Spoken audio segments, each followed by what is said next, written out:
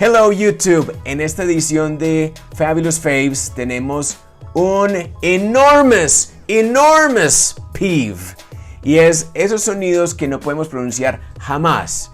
Nosotros tratamos de incorporarlos a nuestro speech when we're talking y salen siempre apachurrados. Una cosa horrible. Nadie nos entiende y lo peor de todo, no entendemos cuando los escuchamos porque obviamente no hay un sonido que haga match dentro de lo que nosotros podemos producir. Son sonidos totalmente foráneos, no se pueden reproducir y para eso hoy vamos a lidiar con este tema. El tema de cómo pronunciar la L en inglés y cómo pronunciar la T o D intermedias en una sílaba. Y nos fuimos.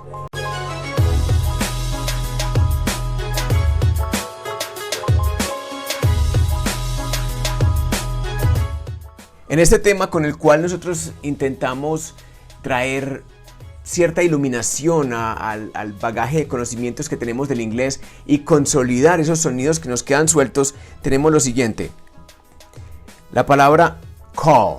La palabra call no es la palabra cal. La palabra cal, la estoy pronunciando en español, cal suena muy diferente a la palabra call. Y ustedes dirían, ¿por qué cambia la vocal? La vocal cambia porque se ve forzada a cambiar por la estructura de los articuladores en la boca. Veamos la palabra kill. La palabra kill en inglés la podríamos pronunciar en español como kill. Y suenan muy diferentes. Escuchen, kill, español, kill, inglés. Y mucha gente dice, yo escucho como que se genera un sonido extra, como que dices ki-o, como que pronunciaras una O después de la I. Y no es lo efectivo. En realidad lo que ocurre acá es que nuevamente la vocal se ve forzada a transformarse por la posición de los articuladores. En este caso la lengua con los dientes. En inglés es kill, en español es kill. La palabra lamp. Miren la configuración de mi boca. Lamp. Versus la palabra pronunciada en español que sería lamp.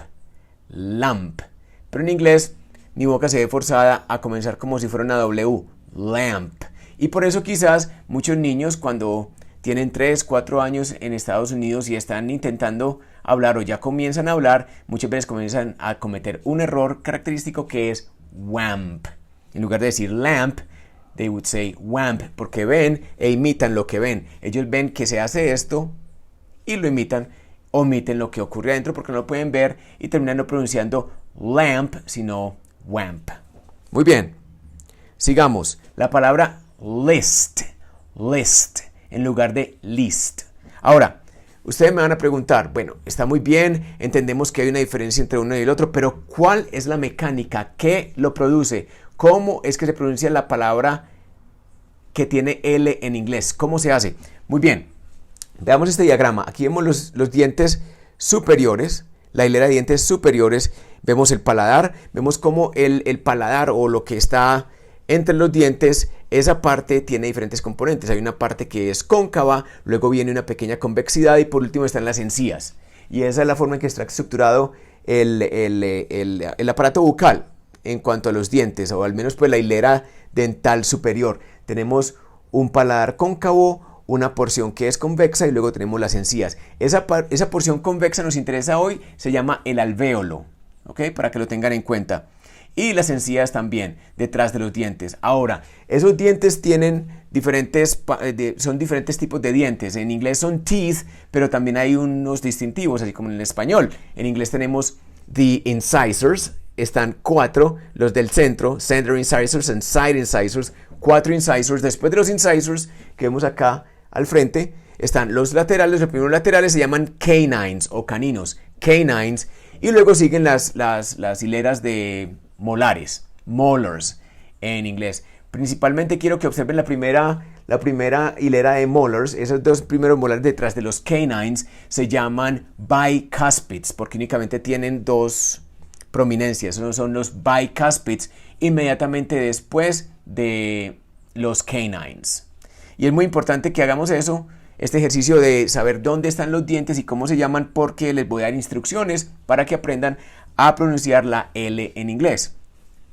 Y ustedes me dirían, ¿por qué tanto preámbulo, mostrarnos de una vez. Y el punto aquí es claro, y es que este ejercicio que les voy a mostrar es súper importante y hay que hacerlo, hay que hacerlo. Necesitan para tal efecto un lápiz. Lo limpian, tienen su lápiz y el lápiz lo van a insertar entre los caninos o canines y los bicuspids o bicúspides, que es la primera serie de molares detrás de los caninos o canines. Ahí lo insertan, lo aseguran, escuchen. Ahí se sabe que quedó asegurado el lápiz. Ahora lo que van a hacer es con la lengua, van a correr la lengua por debajo del lápiz y van a llegar hasta detrás de los dientes, los incisors, the center incisors, estos dos que ven ahí, the center incisors, ahí va a descansar la punta de la lengua. Ya no nos alcanza sino punta de la lengua porque haciendo todo ese recorrido, toda esa curva no queda sino punta de la lengua. Veamos cómo se hace.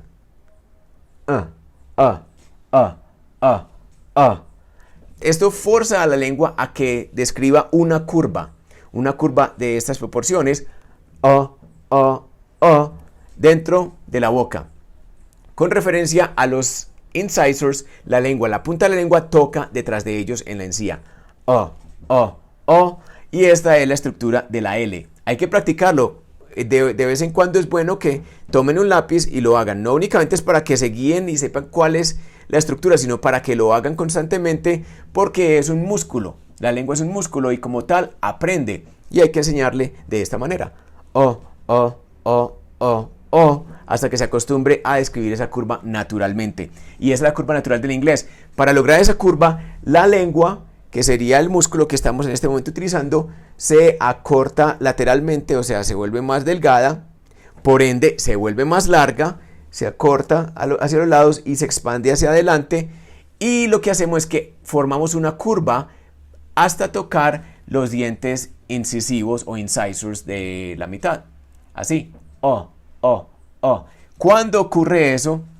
Básicamente que un acto reflejo es que los labios tiendan a hacer un cierre parcial. No es natural ver esto. Es un movimiento reflejo de la boca en respuesta a la forma en que se configura la lengua dentro de la boca. Tenemos O para call, para kill. Escuchen ese sonido extra, kill. Es básicamente un sonido que sale parásito después de tener esa curva de la lengua. Lamp, comienza como que fuera una W aparentemente. Lamp and list. List, lamp, kill and call. Y vean cómo mi boca se configura a la par de la lengua. Muy importante que la lengua describa esa curvatura. Al describir esa curvatura, la única manera de lograrlo es encogiendo la lengua lateralmente, expandiéndola hacia adelante y de tal manera que con la curva ya nos da para que la punta de la lengua descanse sobre las encías de los incisivos de la mitad, de center incisors. Y es así que nuevamente repetimos las palabras call, kill, lamp and list. Todas ellas con una curvatura de la lengua que le enseñan ustedes a la lengua a realizar con un lápiz. Kill, call, lamp, list. Muy bien. Ahora, el próximo sonido que vamos a introducir hoy es el sonido de la T o la D. Es independiente, ¿no? En realidad no importa que sea T o D. Es el mismo sonido. Es el sonido de la T cuando está insertada entre vocales. Tenemos un ejemplo acá. Pretty. Es un sonido que es confuso. Si hablamos español, nosotros decimos suena como una R. Muy bien dicho, cuando digan suena como una R, pues no es una R. Pero para entender bien este sonido, vámonos a la experiencia del español, de nuestra lengua materna. Si ustedes pronuncian algo como caro, por un momento quiero que se concentren en dónde impacta la lengua el paladar para poder pronunciar esa R. En caro. ¿Dónde golpea la lengua el paladar? Caro. Y si hacen el ejercicio se darán cuenta que estamos impactando el alvéolo, esa parte que es una prominencia o la parte convexa después de la parte cóncava de nuestro paladar. Allí es donde depositamos la lengua rápidamente y la retiramos. Eso se llama un flap, un golpe así como así, un flap como cuando andas en flip flaps o chanclas, que es un golpe rápido. que rebota. Ese flap se ejecuta en esa parte, golpea en el alvéolo y así es que pronunciamos caro, caro, caro. ¿Qué es lo que ocurre ahí? Porque muchas veces, por ejemplo, cuando yo digo carro, digamos que mi amigo el gringo me pregunta, ¿cómo pronuncias carro? ¿Cómo pronuncias carro? No sabe pronunciar carro, carro. Si yo me pongo a pensar qué es lo que hace posible que yo pronuncie carro y golpee repetidamente sobre el mismo lugar con mi lengua, que haga ese flop, pero que ese flop sea sostenible, vean que hay una parte, por ejemplo en mi muñeca, que se queda quieta, básicamente se pinea, se bloquea y el resto, que es la mano en este caso, hace el flap repetidamente. Eso es lo que hacemos cuando hacemos un flap. Básicamente pineamos la lengua a los lados, en este caso pineamos la lengua a los lados como que tuvieran un pin que la atravesara y sobre ese pin es donde nosotros comenzamos a hacer este movimiento. También es un movimiento que aunque no se repita varias veces, se verifica en la palabra, por ejemplo, pretty, pretty, pretty, pretty. Ahora, otra forma de entender este sonido es pronuncien pretty con una D, pretty, y luego hagan un toque muy leve. En lugar de hacerlo tan fuerte como pretty, digan pretty, pretty, pretty. Y básicamente lo que están haciendo es pineando la lengua un poco más adelante para que el golpe, el impacto ya no sea sobre el alvéolo, sino justamente detrás de los incisivos o de center incisors. Allí es donde se impacta, como se impactaría sobre el alvéolo cuando pronunciamos caro. Pero ya corremos un poco hacia adelante, o sea, corremos un poco el pin, pineamos sobre las bicúspides, presionamos la lengua sobre las bicúspides y allí es donde podemos lograr hacer este movimiento, el flap, que es característico de la T y la D cuando se encuentran entre vocales. Pretty, pretty, pretty. ¿Qué tal esta? Better, better, better, better. Y esta itty bitty, que es muy pequeño, itty bitty, itty bitty, y battery, battery, battery. Y llegamos incluso a oraciones o frases. En este caso tenemos a lot of fish, a lot of fish, lotta, lotta, lotta, lotta, lotta, a lot of fish. Tenemos nuevamente pretty, better, itty bitty, battery, a lot of fish. Pretty, better, itty bitty, battery, a lot of fish. Estos dos sonidos de la L y la T o D entre vocales son sonidos que son un reto para los estudiantes. Y es por eso que hice este video en el cual my peeve of the day es los sonidos que son básicamente impronunciables y también, obviamente, cuando estamos en el ejercicio de escucha, indistinguibles porque no tenemos un modelo sobre el cual encontrar ese sonido. Alright, so con esto terminamos con I have a peeve y es la pronunciación de estos sonidos que no se pueden pronunciar y hasta ahí dejamos. Les recomiendo que miren la descripción de los videos que voy dejando principalmente lunes y viernes. Esos días estoy concentrándome en un curso que va desde A0 y te guía por todo el recorrido del A0. Luego seguiremos con el A1, el A2, B1, B2, etc. Y cada uno de esos videos viene con una descripción y la descripción es amplia y trae 2, 3, hasta 4 ejercicios para que realicen. Son autocalificables, de tal manera que pueden hacer un curso allí gratuito y nos dejan todos los comentarios y seguro que van a tener respuesta. Y así tiene un profesor gratuito sin tener que gastar un peso de más.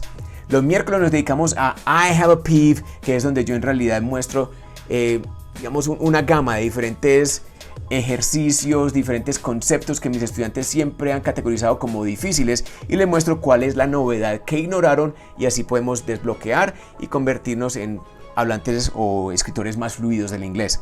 Síganos en Instagram, Pinterest, Twitter, Facebook y nos veremos en la próxima. And remember, in this video, I had a peeve.